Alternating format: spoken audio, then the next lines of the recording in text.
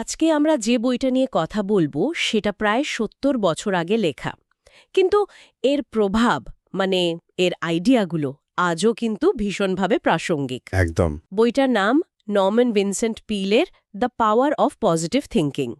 ১৯৫২ সালে বেরিয়েছিল আর বেরোনোর সাথে সাথে বেস্ট সেলার। হ্যাঁ, আর এখন পর্যন্ত তো ১.৫ কোটিরও বেশি কপি বিক্রি হয়েছে।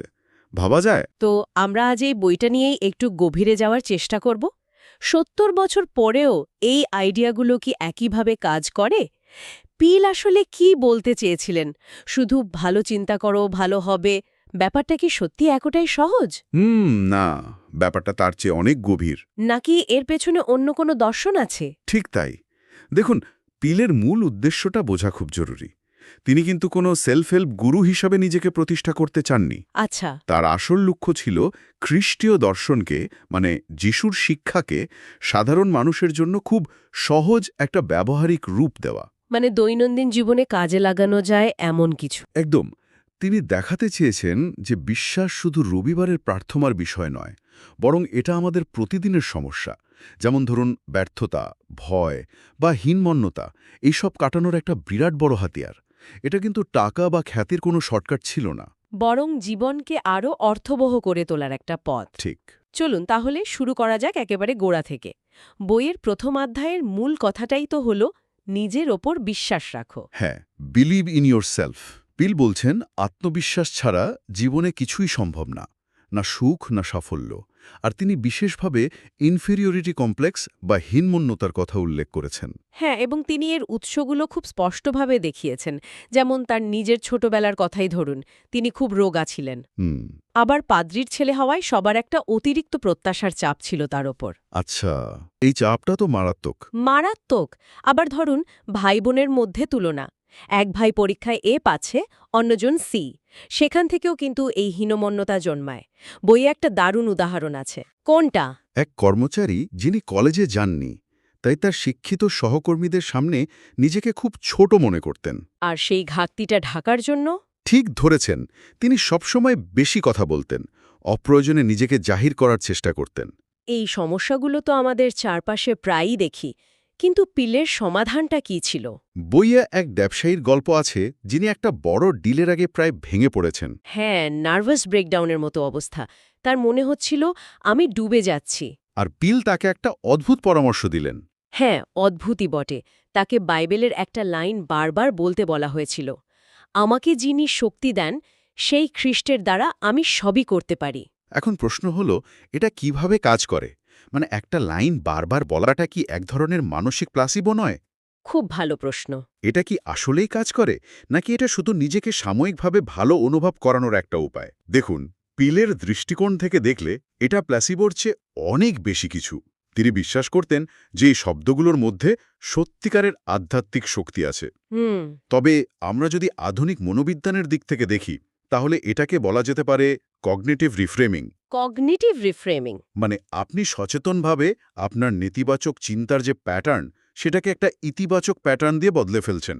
দিনের পর দিন আমি পারবো না শুনতে শুনতে আমাদের মস্তিষ্ক যেভাবে কন্ডিশনড হয়ে যায়। সেভাবেই আমি পারবো শুনতে শুনতে তার একটা নতুন প্যাটার্ন তৈরি হতে পারে। একদম, এটা অনেকটা মনকে নতুন করে প্রোগ্রাম করার মতো। যেমন সেই সেলসম্যানের গল্পটা, যিনি গাড়ির ড্যাশবোর্ডে বাইবেলের লাইন লেখা কার্ড লাগিয়ে রাখতেন। ঠিক, তিনি ভয় বা পরাজয়ের চিন্তার বদলে জোর করে বিশ্বাস আর সাহসের চিন্তা মাথায় ঢোকাচ্ছিলেন। আর এখানেই তো বিখ্যাত মনোবিজ্ঞানী ডক্টর কার্ল ম্যানেজারের সেই কথাটা আসে, তাই না? হ্যাঁ, পিলোটা তার বয়ে উল্লেখ করেছেন, দৃষ্টিভঙ্গি বাস্তবতার চেয়ে বেশি গুরুত্বপূর্ণ। Attitude is more important than fact. ঠিক, আমাদের মনে কি চলছে সেটাই আমাদের চারপাশের বাস্তবতাকে তৈরি করে। যেমন সেই 52 বছর বয়সী ভদ্রলোকের গল্পটা। তিনি নিশ্চিত ছিলেন যে তার জীবন শেষ, সব শেষ। কিন্তু যখন তাকে বলা হলো তার জীবনের ভালো দিকগুলো একটা লিস্ট করতে, হ্যাঁ, তার স্ত্রী, সন্তান, বন্ধু, তার সততা, সুস্বাস্থ্য, তার দেশ, তার বিশ্বাস, হঠাৎ তিনি উপলব্ধি করলেন যে তার যা আছে তা তার যা নেই তার চেয়ে অনেক বেশি। তার মানে সমস্যাটা তার পরিস্থিতিতে ছিল না, ছিল তার দৃষ্টিভঙ্গিতে। একদম। তাহলে আত্মবিশ্বাস অর্জনের মূল উপায় হল বারবার ইতিবাচক ধারণা দিয়ে মনকে পূর্ণ করা। কিন্তু এখানে একটা সমস্যা আছে। মন যদি আগে থেকে দুশ্চিন্তা, ভয় বা অস্থিরতায় ভর্তি থাকে, তাহলে তো নতুন পজিটিভ চিন্তা সেখানে জায়গা পাবে না। ঠিক এই পয়েন্টেই তিনি শান্তপূর্ণ মন এর ধারণাটি নিয়ে আসেন। A peaceful mind. হ্যাঁ, তার মতে শক্তি অর্জনের আগে মনকে শান্ত করতে হবে, কারণ আত্মবিশ্বাস তৈরির পথে সবচেয়ে বড় বাধা হল এই মানসিক অস্থিরতা বা মেন্টাল টার্মোয়েল। বইয়ে সকালের নাস্তার টেবিলের একটা উদাহরণ আছে, তাই না? হ্যাঁ, দুজনের উদাহরণ। একজন খবরের কাগজের খারাপ খবর পড়ে দুশ্চিন্তা নিয়ে দিন শুরু করেছেন, আর অন্যজন আধ্যাত্মিক কোনো বই পড়ে শান্ত মন নিয়ে দিনটা শুরু করছেন। দুজনের শক্তির স্তর আর দিন কাটানোর ধরন তো স্বাভাবিকভাবেই আলাদা হবে। এটা তো আজকের দিনের ডিজিটাল ডিটক্স বা সকালে উঠে মোবাইল না দেখার যে পরামর্শ, সেটার সাথে খুব মিলে যাচ্ছে। একেবারে। পিল দুটো ধাপে ভাগ করেছেন। প্রথমটা হল মন খালি করা বা মাইন্ড এম্পটিং। মন খালি করা কিভাবে? তিনি বলছেন, দিনে অন্তত দুবার সচেতনভাবে মন থেকে সমস্ত ভয়, ঘৃণা, অনুশোচনা, অপরাধবোধ এগুলো ঝেড়ে ফেলতে হবে। এটা তো বলা সহজ, করা কঠিন। কঠিন তো বটে। বইয়ে জাহাজের এক যাত্রীর উদাহরণ আছে, যিনি ঘুমানোর আগে কাল্পনিকভাবে তার সব দুশ্চিন্তা সমুদ্রে ছুঁড়ে ফেলে দিতেন। এটা একটা প্রতীকী কাজ, কিন্তু মনের ওপর এর গভীর প্রভাব পড়ে। আচ্ছা, এটা হলো প্রথম ধাপ। আর দ্বিতীয় ধাপটা কি? দ্বিতীয় ধাপ হল মন পূরণ করা, মাইন্ড রিফিলিং। খালি জায়গাটা ভালো কিছু দিয়ে ভরা। হ্যাঁ, মন খালি হওয়ার পর যে শূন্যস্থান তৈরি হয় তাকে ইতিবাচক আর স্বাস্থ্যকর চিন্তা দিয়ে পূরণ করতে হবে। এর জন্য তিনি প্রশান্তি, স্থিরতা এই ধরনের শব্দ বারবার মনে মনে বলার কথা বলেছেন। অথবা প্রকৃতির কোনো শান্ত দৃশ্য কল্পনা করা। হ্যাঁ, যেমন সমুদ্রের ঢেউ বা অস্তগামী সূর্য। সেই নার্ভাস ব্যবসায়ী যিনি ওষুধের বদলে বাইবেল পড়া শুরু করেছিলেন, তিনি আসলে এটাই করছিলেন। বাইবেলের শব্দগুলো তার মনের নেতিবাচক চিন্তাকে সরিয়ে দিয়ে একটা শান্তির অনুভূতি তৈরি করছিল। আমার কাছে সবচেয়ে অবাক লেগেছে যে পেল শক্তির উৎস হিসেবে কঠোর পরিশ্রমের চেয়ে মানসিক শান্তিকে বেশি গুরুত্ব দিয়েছেন। এটা তো আমাদের প্রচলিত ধারণার একেবারে উল্টো। ঠিক, আমরা তো ভাবি যত বেশি কাজ করব তত বেশি এনার্জি। হ্যাঁ, তত এনার্জি তৈরি হবে। কিন্তু পিলের যুক্তিটা ছিল, আমাদের শক্তি কঠোর পরিশ্রমে শেষ হয় না, শেষ হয় মানসিক অস্থিরতায়। ভয়, রাগ, ঘৃণা, অপরাধবোধ এই আবেগগুলো আমাদের ভেতর থেকে শক্তি শুষে নেয়। এনার্জি লিকেজের মতো। এক্স্যাক্টলি। তিনি এক সফল কর্মকর্তার উদাহরণ দিয়েছেন, যিনি প্রচুর কাজ করতেন কিন্তু কখনো ক্লান্ত হতেন না, কারণ তার ধর্মবিশ্বাস তাকে মানসিক স্থিরতা দিত। তার মধ্যে কোনো শক্তি অপচয় ছিল না। এই প্রসঙ্গে টমাস এডিসনের গল্পটাও খুব আকর্ষণীয়। তার স্ত্রী বলেছিলেন যে এডিসন প্রকৃতির ছন্দের সাথে এতটাই একাত্ম ছিলেন যে ঘণ্টার পর ঘণ্টা কাজ করার পরেও শিশুর মতো ঘুমাতে পারতেন। তার মধ্যে কোনো মানসিক সংঘাত ছিল না। এই ঈশ্বরের ছন্দের সাথে তাল মেলানো বা in tune with God's rhythm, এই ধারণাটাকে আমরা আধুনিক ভাষায় কি বলতে পারি? Flow state? খুব কাছাকাছি। ফ্লো স্টেট বা মানসিক চাপমুক্ত গভীর মনোযোগ। যখন কেউ কোনো কাজে পুরোপুরি ডুবে যান, তখন তার মানসিক শক্তি অকারণে নষ্ট হয় না। পিল একে আধ্যাত্মিকতার সাথে যুক্ত করেছেন, যা এডিসনের মতো ব্যক্তির ক্ষেত্রে তার কাজের প্রতি গভীর একাত্মতার রূপ নিয়েছিল। আর আধুনিক জীবনের দ্রুত গতি আমাদের এই স্বাভাবিক ছন্দ থেকে বের করে দেয়, আর আমরা ক্লান্ত হয়ে পড়ি। ঠিক তাই। তাহলে আমরা দেখলাম আত্মবিশ্বাস, মানসিক শান্তি এবং শক্তি এগুলো একে অপরের সাথে জড়িত, কিন্তু এগুলো তো সবই ধারণার কথা। পিল কি দৈনন্দিন জীবনে এগুলো প্রয়োগ করার জন্য কোনো নির্দিষ্ট টুলস বা পদ্ধতির কথা বলেছেন? হ্যাঁ, বলেছেন। আর এখানেই তার দর্শনের সবচেয়ে প্রভাবশালী অংশটি আসে, প্রার্থনার শক্তি। The power of prayer. তিনি কিন্তু প্রার্থনাকে শুধু একটা ধর্মীয় আচার হিসেবে দেখেননি, তিনি একে দেখেছেন আধ্যাত্মিক শক্তি প্রকাশের একটা বৈজ্ঞানিক পদ্ধতি হিসাবে। বৈজ্ঞানিক পদ্ধতি? ইন্টারেস্টিং। হ্যাঁ, বইয়ে জ্যাক স্মিথের হেলথ ক্লাবের একটা সাইনবোর্ডের কথা আছে, যেখানে লেখা ছিল APRPWPRA। এর মানে হল affirmative prayers release powers by which positive results are accomplished. বাহ! তিনি কি কোনো নির্দিষ্ট ফর্মুলার কথা বলেছেন? তিনি প্রার্থনার একটা 3 ধাপের সূত্রের কথা বলেছেন, যা খুবই প্রয়োজনীয়। প্রথম ধাপ প্রেয়ারাইজ, অর্থাৎ প্রার্থনা করা। ঈশ্বরের সাথে কথা বলা। হ্যাঁ, বন্ধুর মতো নিজের সব সমস্যা, ইচ্ছা, আকাঙ্ক্ষা নিয়ে আলোচনা করা। দ্বিতীয় ধাপ পিকচারাইজ, অর্থাৎ মনে ছবি আঁকা। আচ্ছা, মানে ভিজুয়ালাইজেশন। ঠিক, আপনি যা হতে চান বা যা পেতে চান তার একটা স্পষ্ট মানসিক চিত্র তৈরি করা এবং সেটাকে বিশ্বাসে ধরে রাখা। দাঁড়ান, এই প্রেয়ারাইজ, পিকচারাইজ, এটা শুনতে তো আজকের দিনের ম্যানিফেস্টেশন বা ল অফ অ্যাট্রাকশনের মতো লাগছে। অবশ্যই, আপনি একদম ঠিক ধরেছেন। পিল এই আন্দোলনের একজন আধ্যাত্মিক মনোস্বর বলা যেতেই পারে। তাহলে পার্থক্যটা কোথায়? পার্থক্যটা হল, পিল এটাকে ঈশ্বরের প্রতি গভীর বিশ্বাসের কাঠামোর মধ্যে দেখেছেন।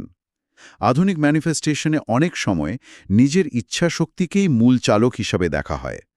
পিলের দর্শনে তৃতীয় এবং সবচেয়ে গুরুত্বপূর্ণ ধাপটি হল অ্যাকচুয়ালাইজ। অ্যাকচুয়ালাইজ মানে বাস্তবে পরিণত করা? হ্যাঁ, এর অর্থ হল সেই ছবিটি বাস্তবে রূপ পাবে ঈশ্বরের নির্দেশনায় এবং নিজের প্রচেষ্টায়। এখানে বিশ্বাসটা হল, যদি আপনার চাওয়াটা সঠিক হয় তাহলে ঈশ্বর আপনাকে পথ দেখাবেন এবং শক্তি দেবেন। শুধু নিজের ইচ্ছাশক্তির উপর ভরসা নয়, বরং একটা বৃহত্তর শক্তির উপর আস্থা রাখা। এর একটা দারুণ উদাহরণ তো বইয়ে আছে, সেই মহিলার গল্প যার বিবাহ বিচ্ছেদ হতে চলেছিল। হ্যাঁ, তিনি ৯০ দিন ধরে তাদের পুরনো সুখী মুহূর্তগুলোর ছবি মনে মনে কল্পনা করেছেন, পিকচারাইজ এবং প্রার্থনা করেছেন, প্রেয়ারাইজ। আর ফলস্বরূপ তাদের সম্পর্কটা বাস্তবে ঠিক হয়ে যায়, মানে অ্যাকচুয়ালাইজ হয়। ঠিক, এটা দেখায় যে পিলের পদ্ধতি শুধু ব্যক্তিগত সাফল্যের জন্য নয়, সম্পর্কের উন্নতির ক্ষেত্রেও প্রযোজ্য। প্রার্থনার পর পিল সুখের ধারণার কথা বলেছেন। তিনি বলছেন সুখী হওয়াটা নাকি একটা অভ্যাস, একটা সিদ্ধান্ত। হ্যাঁ, হ্যাপিনেস ইজ এ হ্যাবিট। বইয়ে এক টেলিভিশন অতিথির কথা বলা হয়েছে, যিনি বলেন, আমি প্রতিদিন সকালে সুখী হওয়াটা বেছে নিই। এটা শুনতে খুব সহজ শোনায়, কিন্তু এর পেছনেও নিশ্চয়ই গভীর কোনো অর্থ আছে। অবশ্যই। অস্বীকার করে শুধু সুখী হওয়ার ভান করে। এটা একটা খুবই গুরুত্বপূর্ণ প্রশ্ন। পিলের সমাধানটা কিন্তু ভান করা নয়, বরং অভ্যাস তৈরি করা। অভ্যাস কিরকম? তিনি সকালে উঠে বাইবেলের একটা লাইন, এই সেই দিন যা প্রভু তৈরি করেছেন, আমি এতে আনন্দ করব এবং খুশি হব, ৩ বার বলার পরামর্শ দিয়েছেন। আচ্ছা। এর উদ্দেশ্য বাস্তব সমস্যাকে অস্বীকার করা নয়, বরং দিনের শুরুটা একটা ইতিবাচক আর কৃতজ্ঞতার মানসিকতা দিয়ে করা। আপনি কোন মানসিকতা নিয়ে দিন শুরু করছেন তার উপর আপনার পুরো দিনের অভিজ্ঞতা অনেকটাই নির্ভর করে।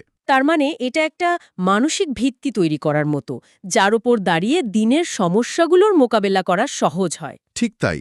আর তিনি সুখকে শুধু ব্যক্তিগত অনুভূতির মধ্যে সীমাবদ্ধ রাখেননি। এই প্রসঙ্গে গ্র্যান্ড সেন্ট্রাল স্টেশনের কুলি রালস্টন ইয়াংয়ের গল্পটা অসাধারণ। হ্যাঁ, গল্পটা আমারও খুব প্রিয়। তিনি শুধু মানুষের ব্যাগ বইতেন না, তিনি তাদের সাথে কথা বলতেন, তাদের দুঃখের কথা শুনতেন এবং তাদের জন্য প্রার্থনা করতেন। তিনি ভালোবাসা আর সহানুভূতি বিলিয়ে দিতেন। আর পিলের মতে, যেখানে ভালোবাসা আছে সেখানে ঈশ্বর আছেন। এবং যেখানে ঈশ্বর ও ভালোবাসা আছে সেখানে সুখ আছে। অর্থাৎ সুখ নিজের ভেতরে তৈরি করার পাশাপাশি অন্যের জীবনে মূল্য যোগ করার মাধ্যমেও পাওয়া যায়। এটা টক্সিক পজিটিভিটির ঠিক উল্টো। এটা হলো কানেক্টেডনেস আর সহানুভূতির মাধ্যমে সুখ খুঁজে পাওয়া। তাহলে সব মিলিয়ে পিলের দর্শনের মূল বার্তা হল, আমাদের বাইরের পরিস্থিতি আমরা সবসময় নিয়ন্ত্রণ করতে পারি না, পারি না। কিন্তু সেই পরিস্থিতির প্রতি আমাদের মানসিক এবং আধ্যাত্মিক দৃষ্টিভঙ্গিটা পুরোপুরি আমাদের নিয়ন্ত্রণে। সন্দেহ থেকে বিশ্বাসে, ভয় থেকে সাহসে এবং অস্থিরতা থেকে শান্তিতে উত্তরণ, এটাই আসল কথা। এবং এই কৌশলগুলো কিন্তু বিচ্ছিন্ন নয়, এরা একে অপরের সাথে গভীরভাবে যুক্ত। আত্মবিশ্বাস অর্জনের জন্য প্রয়োজন একটি শান্তপূর্ণ মন, যা আমাদের অফুরন্ত শক্তি যোগায়। মানে প্রথম অধ্যায়ের আইডিয়া দ্বিতীয় অধ্যায়ের জন্ম দেয়, দ্বিতীয়টা তৃতীয়র। একদম। আর এই অবস্থাটা অর্জন ও বজায় রাখা যায় ইতিবাচক প্রার্থনা এবং সুখী থাকার সচেতন সিদ্ধান্তের মতো পদ্ধতির মাধ্যমে। এই সব কিছুর মিলিত ফল হল একজন ব্যক্তি পরাজয় অবিশ্বাস করতে শেখে। এটা আসলে আমাদের চিন্তাভাবনাকে শৃঙ্খলার মধ্যে আনার একটা সামগ্রিক ব্যবস্থা। পিলের বইটি যখন লেখা হয়েছিল, তখন আধুনিক সেলফ হেল্প ইন্ডাস্ট্রি বা মাইন্ডফুলনেসের এত চল ছিল না। তিনি মননশীলতা আর সাফল্যের এই ধারণাগুলোকে সরাসরি খ্রিস্টীয় বিশ্বাসের কাঠানোর মধ্যে রেখেছিলেন। হ্যাঁ, ওটাই ছিল তার ভিত্তি। যা আমাদের আজকের আলোচনার শেষে একটা বড় প্রশ্নের সামনে দাঁড় করায়। এই যে ইতিবাচক চিন্তাভাবনা আর মানসিক শৃঙ্খলার নীতিগুলো, এগুলো কি তাদের মূল আধ্যাত্মিক ভিত্তি থেকে বিচ্ছিন্ন হয়েও সমানভাবে শক্তিশালী হতে পারে? খুব ভাবার মতো প্রশ্ন। নাকি সেই বিশ্বাসটাই এদের শক্তির অপরিহার্য উৎস? এটা নিয়ে ভাবার অনেক অবকাশ আছে।